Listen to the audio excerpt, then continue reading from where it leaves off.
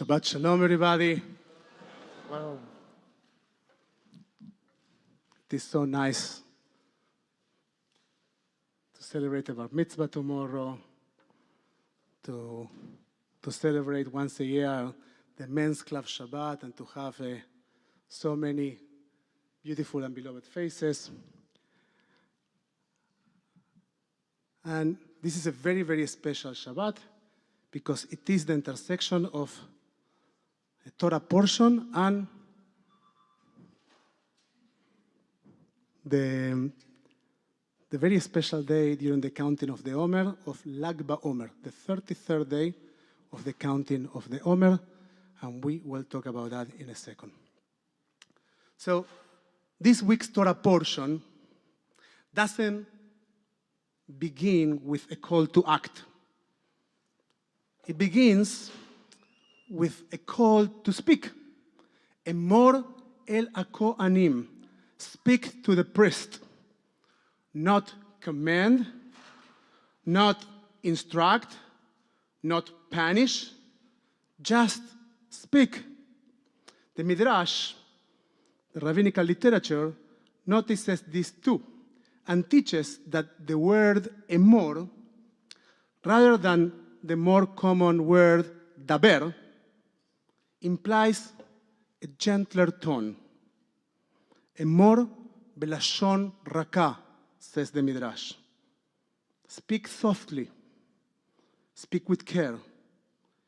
Speak as if the people you were addressing carry something fragile, because they do. And that's the heartbeat of this week's teaching. In the Jewish tradition, speech isn't a mere tool. It is not just communication. Speech is actually creation.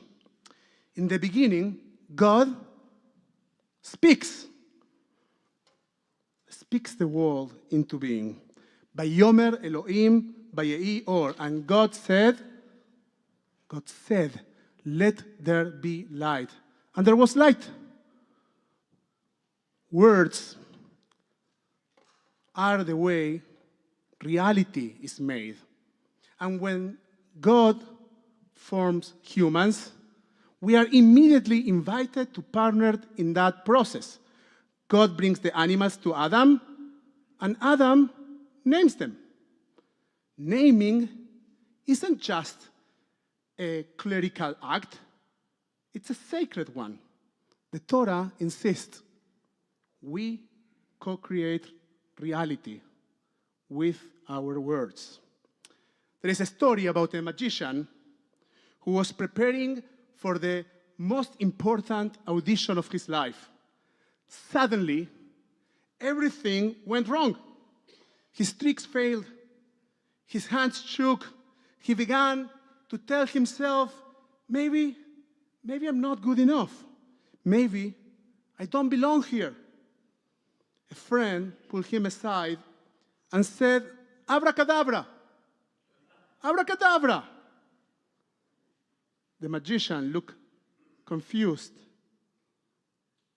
The friend said once again, abracadabra, abracadabra, abracadabra, which means in Aramaic, I will create as I speak. Abra, kadabra, kedabra. It's an Aramaic verse. So the magician changed his words to, I am ready. I have practice. I can do this. And he did. Our inner Emor, our self-talk, also builds or breaks our reality. What we say to ourselves matters. It creates walls too. The word Emor reappears in a different way in our own lives this week. As we mark Lag BaOmer, the 33rd day of the counting of the Omer, the counting that connects between the Exodus from Egypt and the receiving of Torah at Sinai, 7 weeks, 49 days. This is number 33. This the 33rd day, is a strange holiday, a single flicker of joy and fire in an otherwise mournful stretch of the calendar. Why do we mourn? The Talmud says in Yevamot that during this time, 24,000 of Rabbi Akiva students died in a plague. Why? Why was it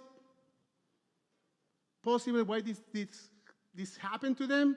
Not because they desecrated Shabbat, not because they turned away from Torah, but because they failed to show each other respect. בגלל שלא נהגו כבוד זה לזה. They did not know how to speak to each other with dignity. They forgot the sacred art of speaking, of Emor.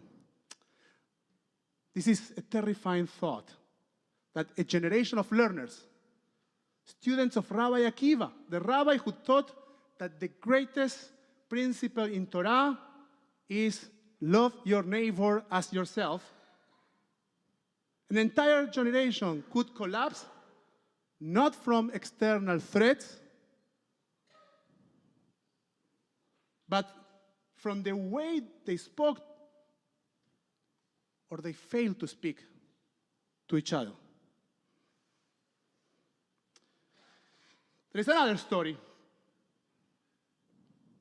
about a group of frogs that were hopping through the forest when two of them fall into a deep pit.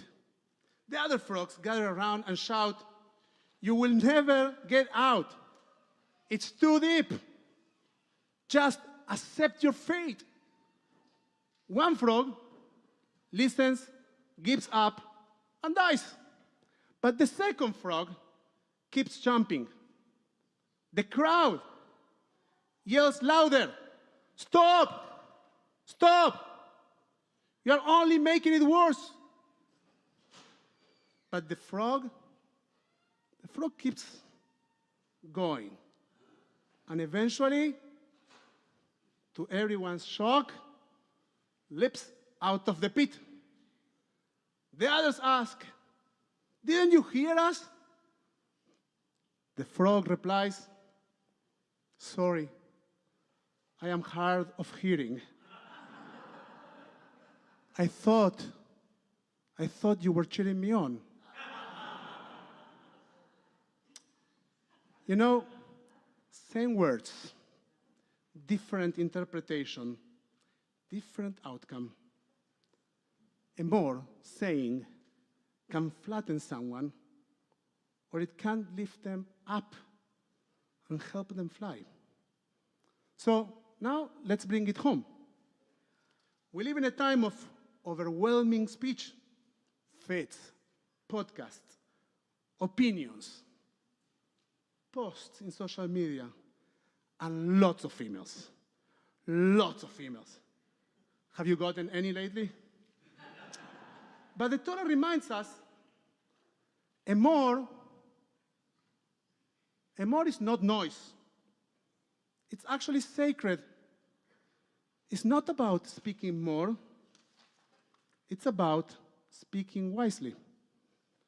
We bless our beloveds under the chuppah with words. We offer prayers of healing with words. We say the Shema with words. And sometimes we wound each other with words. We also know of the power of gossip, of sarcasm, of silent dismissal. I would appreciate not silent conversations, please, because they confuse me. Friends, let's speak. Thank you. Of silent dismissal. The Torah says, "Lo tilech rachil be'amecha." Do not go around as a talebearer. Don't do that among your people, says the book of Leviticus. In Judaism, there is not such a thing as just words. There is bracha, there is blessing, and there is churban, destruction. And speech can tilt us toward either one of them. Lag BaOmer comes to remind us not just of what we or what was lost, but also of what can be restored. A generation collapsed, an entire generation collapsed from this respect, but a community can be revealed through honoring words. Words of kindness, words of invitation, and words of truth. Words that create the world as it could be. So here's the challenge. Let's speak with intention. Let's let our Emor warm and not wound. Let's remember that we, all of us, we too are priests in each other's sacred lives. And we are commanded to speak to one another as if it truly matters. Because it does. Shabbat Shalom. We'll continue our